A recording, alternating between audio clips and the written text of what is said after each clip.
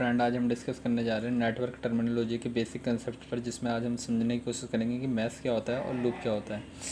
तो चलिए अब हम समझने की कोशिश करते हैं कि मैश क्या होता है। Any path which contain no other path within it is called mesh. इसका मतलब क्या है?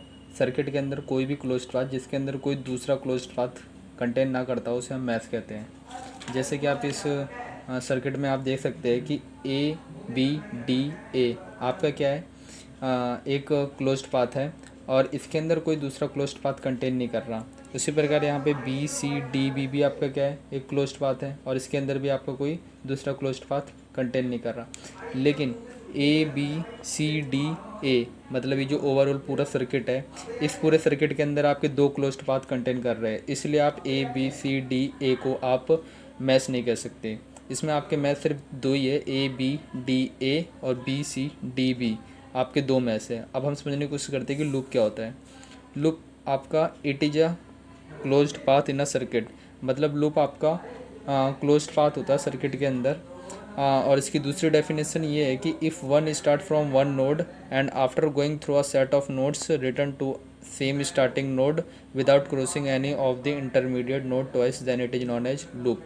मतलब आपकी दूसरी डेफिनेशन ये कह रही है कि लूप की कि नोड का, पहले तो हम ये समझते हैं कि नोड होता क्या है।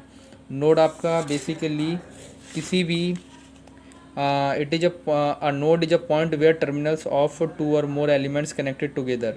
मतलब क्या है कि नोड आपका क्या होता है कि जहाँ पर दो या दो से ज़्यादा एलिमेंट किसी पॉइंट पर कनेक्ट होते हैं, उस पॉइंट को हम नोड कहते हैं। जैसे कि आप इस फिगर में देख सकते हैं, इस फिगर में क्या है आपका कि सर्किट के अंदर ए आपका नोड है क्योंकि यहाँ पे E1 वोल्टेज और R1 वोल्टेज आपके ए पॉइंट पर कनेक्ट है। उसी प्रकार R1 और R3 आपका बी पॉइंट पर कनेक्ट है, R3 R2 आपका बी पॉइंट पर कनेक्ट है। तो ये बी क्या आपका नोड है, ए भी आपका नोड है। उसी प्रकार R2 और E2 ब्रांच आपकी सी पॉइंट पर कनेक्ट है, तो सी पॉइंट भी आपका नोड है। उसी प्रकार E1 R3 और E2 भी आपका डी पॉइंट पर कनेक्ट है, तो डी भी आपका नोड है। तो अब हम देखते हैं कि लूप की जो दूसरी डेफिनेशन थी वो क्या कह रही है कि आपकी ये कह रही है कि किसी फर्स्ट नोड से स्टार्ट होते हुए फिर सेट ऑफ नोड से ट्रैवल करते हुए, मतलब ए से शुरू किया, फिर बी से, फिर डी से ट्रैवल करते हुए आपका वापस स्टार्टिंग नोड पर रिटर्न वापस आ जाए, तो उसे हम कहते हैं एक क्लोज्ड पाथ, मतलब लूप कहते हैं उसे। उसी प्रकार यहाँ पे बी से शुरू किया और फिर उसके बाद सी पे आए, फिर डी पे आए, फिर वापस बी पे आ गए, मतलब सेट ऑफ नोड से ट्रैवल करते हुए वापस स्टार्टिंग नोड पर आने को हम लूप कहते हैं। तो आप इसमें देख सकते हैं कि लूप कौन कौन से है, ए बी डी ए और बी सी डी बी, ये दोनों आपके क्या है, लूप है।